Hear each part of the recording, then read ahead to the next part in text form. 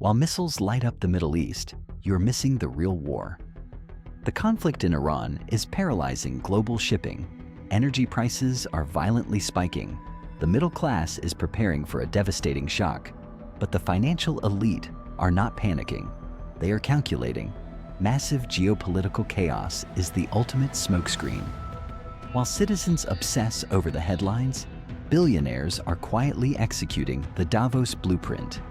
They use the fog of war to buy collapsing assets and isolate their wealth. This is not just a crisis, it is a mechanism for the greatest wealth transfer in history. Today, we expose their wartime master plan. Welcome to the real economy. The first phase of the Davos Blueprint is engineered panic. When the Strait of Hormuz effectively closed, the mainstream media told you it was a tragedy. The financial elite saw it as a massive, predictable liquidation event. As energy prices double and supply chains fracture, inflation becomes a weapon of mass confiscation. The average citizen, drowning in debt and suddenly unable to afford basic necessities, is forced into a corner. To survive, the middle class must liquidate. They sell their stocks at the bottom of the market. They default on their mortgages. They surrender their hard-earned assets just to keep the lights on and put food on the table. This is exactly what the ultra-wealthy have been waiting for. They operate on a completely different financial physics called borderless liquidity.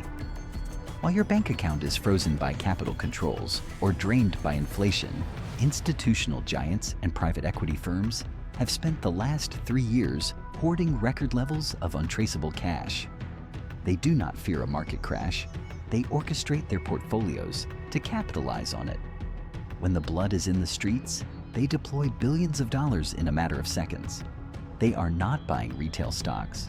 They are buying the foundational pillars of society at a fraction of their true value. They are absorbing distressed real estate, snapping up bankrupt logistics companies, and taking controlling stakes in critical energy infrastructure. This is not traditional investing. It is economic conquest disguised as a bailout. By the time the geopolitical dust settles and a peace treaty is eventually signed, the ownership of the world will have fundamentally shifted. The middle class will wake up entirely propertyless, renting their homes, their cars, and their lives from the very institutions that profited off the panic. You are told that wartime inflation is an unavoidable consequence of global conflict. That is a lie. It is a highly efficient vacuum cleaner, specifically calibrated to suck the remaining wealth out of the working class and transfer it directly into the shadow vaults of the elite. You must understand that the system does not break during a crisis. It functions exactly as it was designed. The chaos is a smokescreen, preventing you from seeing the invisible hands transferring the deeds of the physical world. While you are distracted by the theater of war, the real invasion is happening on the ledger. The second phase of the blueprint is the construction of the multi-elite system. For generations, the middle class was sold the illusion of political choice. You were told that voting could alter the economic trajectory of your nation. But as the geopolitical order fractures, this facade is being entirely dismantled. We have entered an era where traditional political boundaries no longer exist. The world is no longer divided by left and right ideologies. It is strictly divided by those who own the global infrastructure and those who are hopelessly dependent upon it. The ultra-wealthy and institutional leaders have merged into a singular, impenetrable ruling class. While you argue over trivial domestic policies and consume wartime propaganda, this multi-elite coalition is quietly rewriting the fundamental social contract. They do not need your vote because they own the digital and physical highways of the modern world. They own the massive server farms that host your data, the agricultural monopolies that produce your calories, and the private equity firms that act as your permanent landlord. To secure this absolute power, they are building an impenetrable technological moat. Artificial intelligence and automation are not simply tools for corporate efficiency. They are calculated weapons of mass economic displacement. In previous centuries, the elite needed the working class to labor in their factories. harvest their fields, and fight in their wars. Today, traditional human labor is rapidly becoming a mathematical liability. As AI algorithms seamlessly replace cognitive work and autonomous systems take over global supply chains, the middle class is being systematically decoupled from the real economy. You are no longer a necessary component of their wealth generation. This is precisely why the financial matrix is becoming increasingly hostile to your survival. They're engineering a shadow framework of programmable money and centralized digital control. When the next catastrophic crisis hits, your access to capital will not be a right. It will be entirely conditional. Your ability to purchase basic necessities, travel across borders, or transact freely will be dictated by black box algorithms controlled by the multi-elite. They are not just building underground bunkers. They are constructing a completely enclosed digital and physical ecosystem, specifically designed to lock the working class permanently outside. The third phase of the blueprint is the pursuit of escape velocity. Historically, the elite relied on the state to protect their property and enforce their contracts. But as the sovereign debt bubble violently bursts and civil unrest becomes the permanent baseline of the middle class, the nation-state itself has become a liability. The ultra-wealthy are no longer interested in simply influencing governments. They are actively replacing them. We are witnessing the silent rise of private sovereignty. Through the establishment of charter cities, special economic zones, and sovereign network states, the multi-elite are legally seceding from the rest of society. They are negotiating directly with desperate bankrupt nations to carve out autonomous territories where federal tax laws, labor regulations, and constitutional rights simply do not apply. Inside these privatized enclaves, the rules are dictated by corporate boards, not democratic elections. They possess their own independent energy grids, autonomous agricultural centers, and privatized, militarized security forces that answer only to their shareholders. While the working class is subjected to rolling blackouts, rampant inflation, and rationing, these charter cities operate in pristine, uninterrupted luxury. This is what escape velocity looks like. They are severing the final tethers that tie their fate to yours. When a traditional nation collapses, the elite will not be dragged down with it, because they have already transferred their capital and their physical presence into these parallel jurisdictions. You are watching the return of the medieval fortress, but upgraded with biometric surveillance and autonomous defense systems.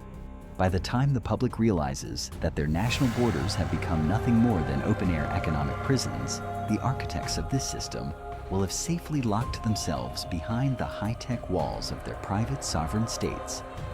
They are not trying to fix the collapsing world order. They are simply building a lifeboat and ensuring that your name is explicitly left off the passenger list. You are taught to believe that the global elite are benevolent architects of a sustainable future. Through billions of dollars in charitable donations and high-profile climate initiatives, they have constructed a facade of urgent moral philanthropy. But beneath this mask of corporate social responsibility lies the final phase of the asset capture blueprint.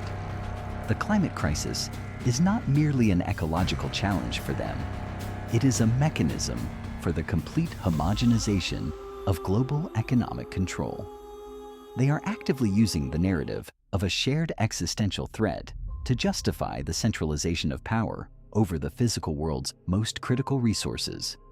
While they instruct you to embrace shared sacrifice, the elite are consolidating ownership of the foundational pillars of future economies. They are aggressively buying up water rights, prime agricultural land, and dominating the infrastructure required for the energy transition. Under the cover of environmental, social, and governance metrics, or ESG, institutional giants are systematically choking off capital to traditional industries.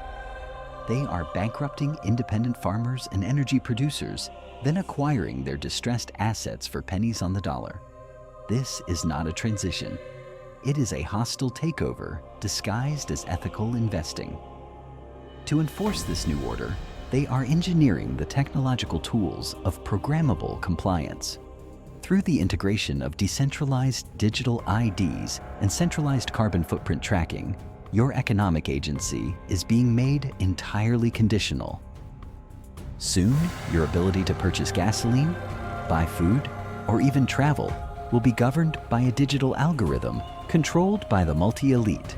They are building a digital panopticon that monitors your every consumption choice while they remain geographically and financially untraceable within their private, sovereign jurisdictions. The Green Agenda provides the ultimate moral ruse to strip the middle class of their mobility and property, locking them into a perpetually controlled state of digital serfdom.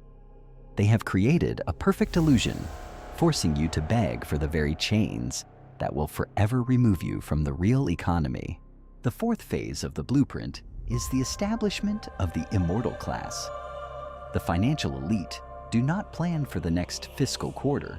They plan for the next century. While the middle class struggles to survive the week, the ultra-wealthy are establishing perpetual dynasties. Through the use of impenetrable family offices, generational trusts, and offshore foundations, their wealth is mathematically shielded from inheritance taxes and the devastation of economic collapse. It is a closed-loop system designed to compound infinitely across generations, completely isolated from public scrutiny. But their endgame extends beyond mere financial immortality. They are aggressively funding biological preservation and exclusive, high-tech longevity treatments. While the public healthcare system crumbles under debt, they are buying the one asset you cannot print: time. They are ensuring that the architects of the multi-elite system live long enough to see their neo-feudal vision realized.